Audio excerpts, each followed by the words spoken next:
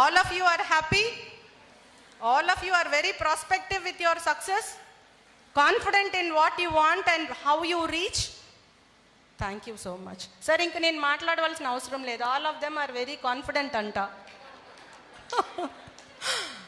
Thank you so much. Another issue which I wanted to tell is, అంటే ముందు చెప్పిన ఒక చిన్న స్టోరీ, తల్లిదండ్రుల ప్రేమను మనం ఏ విధంగా ప్రతిఫలం ఇవ్వాలి అని చెప్పాను. తర్వాత చెప్పినటువంటి ఒక వీరోచితమైన పోరాటం ఎందుకు చెప్పాను అంటే, ఆ ఫైటింగ్కి మించినటువంటి ఫైట్ కాదు మనం చేసేది అని దాని గురించి చెప్పాను. Some more things I just wanted to tell and share with you because I am given honorable time. నా మీద నమ్మకంతో కొద్దిపాటు టైం ఇచ్చారు కాబట్టి మీతో షేర్ చేసుకోవాలి. కొన్ని స్టోరీస్ ఏంటి అంటే అవి రియల్ లైఫ్ స్టోరీస్. అవి చూసినప్పుడు మాకు ఎంత బాధ అనిపిస్తుంది అంటే, ఎందుకు ఈ తల్లిదండ్రులు వారు చేసినటువంటి తప్పేంటి, కంటమే వాళ్ళు తప్ప, పెంచడమే వాళ్ళు తప్ప అని. ఇందాక సౌమ్య మాట్లాడేటప్పుడు ఆడపిల్లలు ఇంట్లోంచి వెళ్ళిపోయిన తర్వాత అది ఏమవుతుందో స్టోరీస్ మేము చూసాము అని. అదే ఒకటి మీతో షేర్ చేసుకుంటాను. One girl who is studying her MBBS, she was not to be found for 3 or 4 days. ఇంట్లో లేదు, 4-5 రోజులు కూడా ఇంట్లో లేదు. లేకపోతే వాళ్ళ ఫాదర్ వచ్చి ఏడ్చుకుంటూ నా దగ్గరికి వచ్చాడు. Then I was west DSP here. ఆ తర్వాత తన కాల్ డీటెయిల్స్ ఏవో మా ఇన్వెస్టిగేషన్ టెక్నిక్స్ తోటి మేము ఆ అమ్మాయిని మళ్ళీ తీసుకొని వచ్చాం. That girl is studying MBBS 3rd year. ఇంకా 2 సంవత్సరాలు అయితే MBBS మొత్తం అయిపోతుంది. అంటే రెక్కలు ఆల్మోస్ట్ వచ్చేస్తున్నాయి. ఇంకా రెక్కలు వచ్చేసినాయి కదా, నేను ఎగిరిపోవచ్చు అనుకుంటుంది. కానీ ఆ రెక్కలకి కారణమైనటువంటి వాళ్ళ గురించి ఆలోచించలేదు. ఓకే ఫైన్, స్టోరీ మీకు తెలుసు. ఆ అమ్మాయిని తీసుకొస్తే ఇంకొక అతను కూడా వచ్చాడు. వచ్చిన తర్వాత ఏంటమ్మా ఇది అంటే, ఐ లవ్ హిమ్ అనింది. ఎందుకు, ఏంటి, ఏం చూసి అన్నా. అదేం లేదు మేడం, నేను మేజర్ని అని ఆధార్ కార్డు చూపించింది. అట్లనే తన సర్టిఫికెట్స్ కూడా చూపించింది. I started talking to her. కాస్త మాట్లాడిన తర్వాత తను చెప్పింది, నేను మీతో మాట్లాడను అంది. ఎందుకు అంటే, మీరు నన్ను కన్విన్స్ చేసేస్తారేమో, నన్ను భయం వేస్తుంది, నేను మీతో మాట్లాడను అని. She understood that I will definitely convince her. So finally నా మీద కోపం పెట్టేస్తుంది అనమాట. అంటే she is even losing that small thing. అరే ఆమె పాపం మంచి పొజిషన్లో కూర్చుంది ఒక DSPగా, అట్లీస్ట్ రెస్పెక్ట్ ఇవ్వాలి. ఆమె కాకపోయినా ఆమె సీటుకి అనే విచక్షణ కూడా కోల్పోయింది లాస్ట్కి. ఆ తర్వాత అతనిలో ఏం చూసావు అని అడిగాను. నా అభిమతం, మనిషికి అపియరెన్స్ ఇంపార్టెంట్, లేదా క్యాస్ట్ క్రీడ్ ఇంపార్టెంట్, లేదా డబ్బు ఇంపార్టెంట్ అనేది కాదు. There has to be something called matching అనేది అవసరం. ఆ మ్యాచింగ్ ఎక్కడ, అందంలో, ఆలోచనలో, డబ్బులో, హోదాలో అవసరం లేదు. నన్ను కాపాడగలడు అనే నమ్మకం ఇచ్చేటటువంటి వ్యక్తి అయితే చాలు ఆడపిల్లలకి మ్యాచింగ్, ఇంకేం అవసరం లేదు. నన్ను పోషించగలడు, నన్ను కాపాడగలడు, తల్లిదండ్రులకి ఈక్వల్గా ఎవరూ లేకపోయినా వాళ్ళ ప్లేస్ని రీప్లేస్ చేయగలిగేటటువంటి వ్యక్తి అయితే చాలు, అయితే అది మ్యాచ్ అని అర్థం. బట్ ఐ ఆస్డర్, ఏం చదువుకున్నాడు ఈ అబ్బాయి అంటే, బిజినెస్ మ్యాగ్నెట్. ఎలా పరిచయం అయ్యాడంటే, రోజు కాటూరి మెడికల్ కాలేజ్కి వెళ్ళేటప్పుడు మార్గ మధ్యలో గోడ మీద కూర్చొని ఉంటాడంట ఎక్కడో. సరే ఓకే, ఏం చేస్తాడు, బిజినెస్ మ్యాగ్నెట్. వాళ్ళ నాన్న ఏం చేస్తాడు, బిజినెస్ మ్యాగ్నెట్. ఏం మ్యాగ్నెట్, మరి ఆ మ్యాగ్నెట్ ఏంటో నాకు కూడా అర్థం కాల. ఆ పిల్లని అడిగా, బాబు నువ్వేం చదువుకున్నావు? MBA అన్నాడు. ఏ కాలేజ్ అన్నా? ఏదో కాలేజ్ అన్నాడు. కాలేజ్ పేరు చెప్పవయ్యా అన్నా. సమ్ కాలేజ్ చెప్పాడు. ప్రిన్సిపల్ గారు ఎవరు అన్నా. చెప్పడానికి భయపడుతున్నాడు. ఐ అండర్స్టూడ్ ఆయన MBA కాదు, ఏం కాదని. మీ ప్రిన్సిపల్ గారి పేరు చెప్పు, నేను మాట్లాడతాను వారితోటి అన్నా. చెప్పలా. ఇప్పుడు చెప్పు కరెక్ట్గా నువ్వేం చదువుకున్నావు అంటే, BCom 1st year డిస్కంటిన్యూ.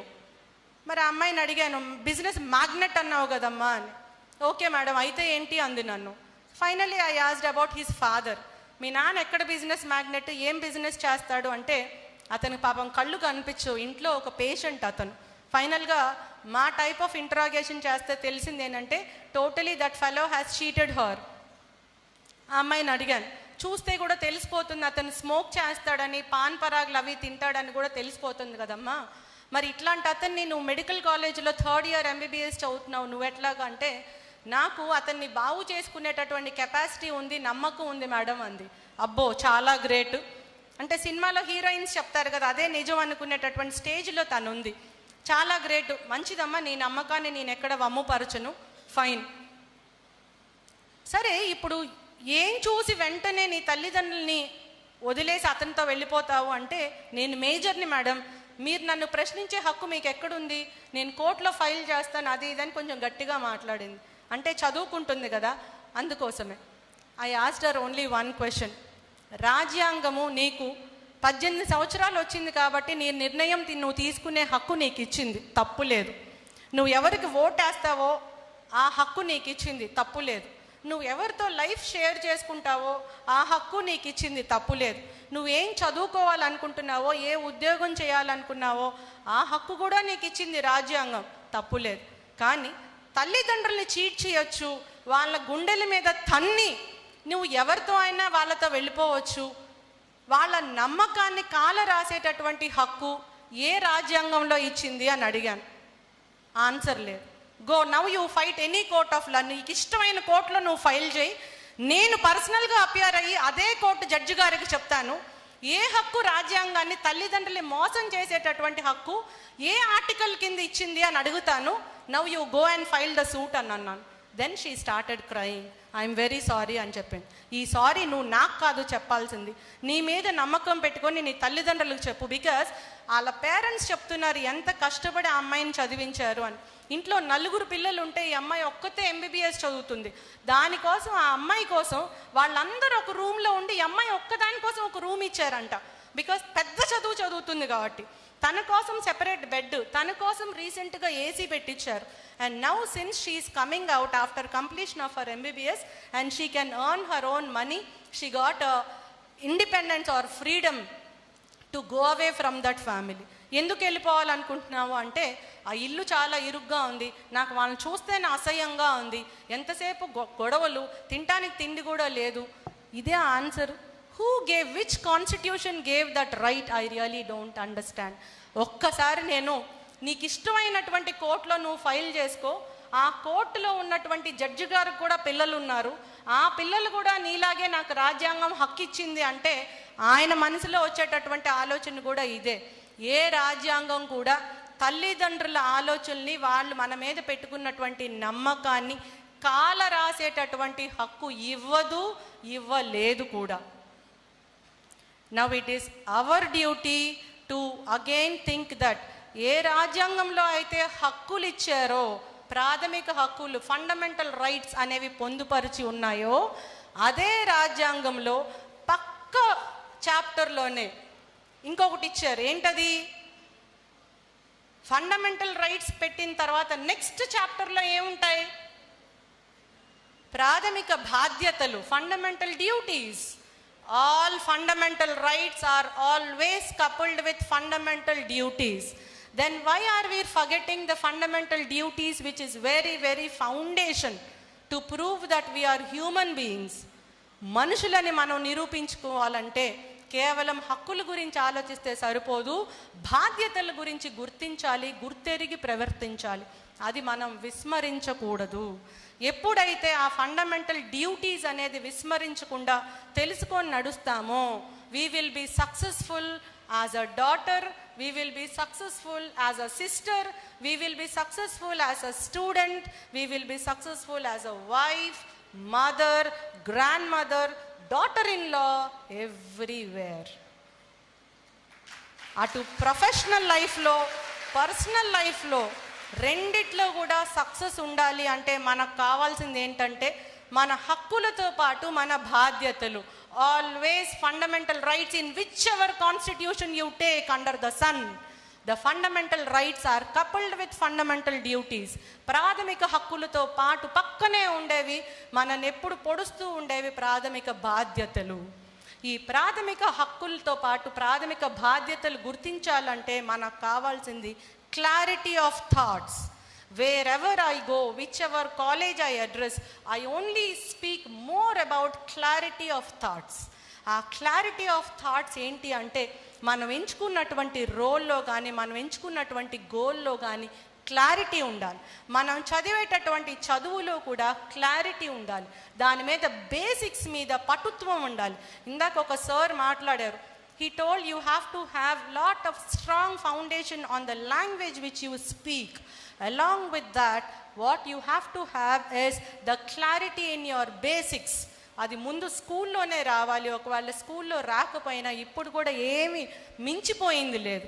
మీలో ఉన్నటువంటి రోల్ అండ్ గోల్ క్లారిటీకి, మీ తల్లిదండ్రులకి మేము ఏదో చెయ్యాలనే తపనకి, అది సక్సెస్ఫుల్గా అవ్వాలి అంటే మీకు కావాల్సింది ఏంటంటే మీరు ఎంచుకున్నటువంటి మార్గం, మీరు చదివేటటువంటి చదువు, మీరు ఏ పయనంలో వెళ్ళాలనుకుంటున్నారో వాటన్నిటికీ కూడా క్లారిటీ కావాలి, బేసిక్స్ మీద అవగాహన కావాలి.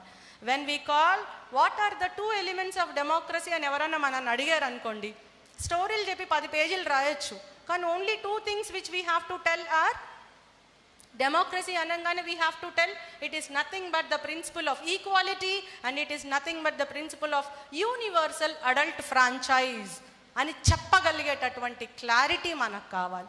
ఆ క్లారిటీ బేసిక్స్ మీద పటుత్వం ఉంటేనే వస్తుంది. కానీ కాసేపు సెల్ ఫోను, కాసేపు యూట్యూబ్, కాసేపు ఫేస్బుక్, లేదా వాట్సాప్, లేదా ఒక ఫోన్ కాల్, ఇదంతా అయిపోయినాక రేపు ఎగ్జామ్ ఉంది, అనవసరంగా మా సార్ మాటిమాటికి ఎగ్జామ్స్ పెడతాడని 4 ఇంపార్టెంట్ క్వశ్చన్లు తీసుకొని ఆ 4 ఇంపార్టెంట్ క్వశ్చన్లో మనం ఏదైతే ఇంపార్టెంట్ అనుకున్నామో అది చదవక, అర్థమయ్యి అర్థం కాక రాత్రంతా కూర్చొని, if you burn that mid night oil, never we can reach this stage.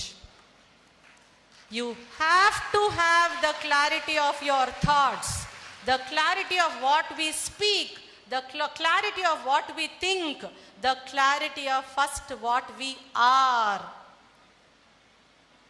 కూతురుగా నా రోల్ క్లారిటీ ఏంటి, అక్కగా నాకు ఉన్నటువంటి క్లారిటీ, నా బాధ్యత ఏంటి, ఒక స్టూడెంట్గా నా బాధ్యత ఏంటి, ఇంత మంచి హాస్టల్లో ఒక వార్డుగా ఉన్నా నేను ఏ విధంగా ప్రవర్తించాలి, ఏ విధంగా చదువుకోవాలి, ఎలా సక్సెస్ అవ్వాలి, ఏ విధంగా నేను నడవాలి, ఆలోచించాలి, తోటి వాళ్ళతో ఎట్లా మెలగాలి, వీటన్నిటిలో క్లారిటీ ఉండాలి. That is called as role clarity. I always speak about it where ever I go because I believe in letter and spirit. I was sitting there, my son was calling me, ఏదో ఫంక్షన్కి వెళ్ళాడు, 7th class పిల్లోడు, వాళ్ళ friend birthday party ఉంది. I cannot do away with that responsibility because I am a mother to him. నేను additional superintendent of police అంటే it is nothing for him. I'm only mother to him. So వాడు మాట్లాడుతుంటే phone lift చేసి నువ్వు ముందు రెడీగా ఉండు, తర్వాత కార్ వస్తుంది తీసుకొని వెళ్తారు. I have to do that. I can't do away with that role because I'm a mother. I have to discharge that duty. మా ఫాదర్ కాల్ చేసి నేను నైట్ వెళ్ళాలి, టికెట్ బుక్ చేసావా అని అడిగారు. ఇంకో కాల్ ఇందాక చేశానని చెప్పాను. It is my duty. అరే నేను ఇక్కడ పెద్ద వేదికలో ఉన్నాను, పెద్ద మనుషులు పక్కన ఉన్నాను అంటే అయితే ఏంటి? It is nothing to do. You are sitting here, you have to discharge all roles. అందున ఆడపిల్లలకి ఇంకా అద్భుతమైన స్థానం మనకి ఇచ్చారు. ఎందుకు అంటే మనం అన్ని రోల్స్ని ఈక్వల్గా చిరునవ్వుతోటి చేస్తాము అనే నమ్మకం సమాజానికి ఉంది, భగవంతుడికి ఉంది. అందుకే ఇంత వండర్ఫుల్ కలర్ఫుల్ లైఫ్ని, అంత రెస్పెక్టబుల్ పొజిషన్ని సమాజంలో మనకి మహిళలకి మాత్రమే ఇచ్చారు. సార్ మీరు ఎవరు ఫీల్ కావద్దు.